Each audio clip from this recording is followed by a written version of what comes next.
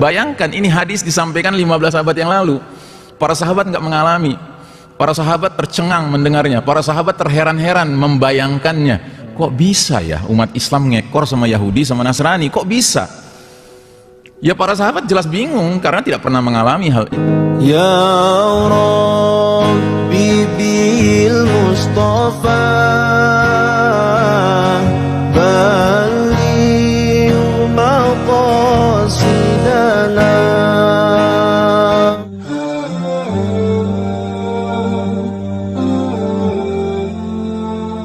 Sebab di babak ini Allah Ta'ala mentakdirkan kita mendapatkan ujian berupa posisi kalah ya. Kita sedang diuji Allah dengan ujian posisi kalah. Posisi kita bukan posisi menang ya, sebagai umat. Sebaliknya justru kaum kafir khususnya Yahudi Nasrani diberi Allah izin untuk mengambil posisi berjaya, memimpin dunia ya. Jadi ini ujiannya berat sekali Pak. Dan sebelum kita memahami kondisi ini, kita bisa-bisa keliru dalam bersikap. Tapi kalau kita sudah mengerti kondisi ini, minimal kita punya kewaspadaan, kehati-hatian. Sebab yang banyak terjadi hari ini justru karena belum mengerti masalah mendasar ini, akhirnya sebagian umat Islam mengira apa saja yang berkembang, apa saja yang menjadi arahan dari dunia sekarang ini sesuatu perkara yang patut begitu saja diikuti. Padahal tentunya ujian Allah ini di mana umat Islam posisinya kalah sedangkan kaum kafir yang posisinya berjaya akan menuntut pada kita yang mengaku beriman ini untuk mensikapi ujian ini dengan benar. Makanya saya katakan urgensi memahami zaman, urgensi ma'rifatuz zaman itu kaitannya erat dengan sikap, kaitannya erat dengan perilaku, kaitannya erat dengan respon yang mau kita berikan ya. Sebab itu berlaku bukan saja dalam konteks umat yang besar, bukan saja dalam konteks zaman yang berlangsung lama, sedangkan dalam konteks pribadi saja demikian.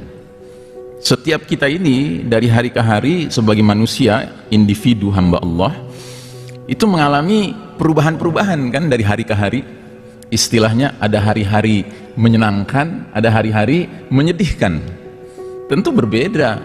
Kalau kita sedang menghadapi hari menyenangkan, respon yang kita berikan berbeda dengan kalau kita sedang menghadapi hari yang menyedihkan. Kan nggak mungkin orang sedang sedih harinya, ya, harinya berat, harinya sulit, tapi dia tersenyum-senyum gitu, ya, dia gembira-gembira. Ini kan bisa dibilang orang nggak waras begitu. Atau sebaliknya, dia sedang hidupnya senang, hidupnya mudah, diberikan berbagai hal yang membuat dirinya seharusnya bergembira, dia malah tampilnya murung ya, kan nggak tepat namanya. Nah, itu juga sama. Seorang sedang sehat walafiat, tuntutan perilaku dari dia berbeda dengan kalau dia sedang sakit ya.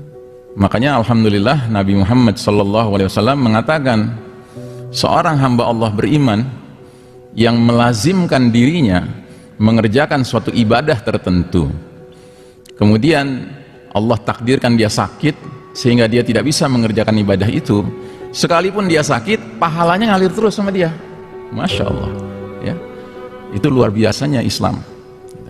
Makanya di sini pentingnya kembali kita ma'rifatuz zaman ya, mengenal zaman yang sedang kita jalani.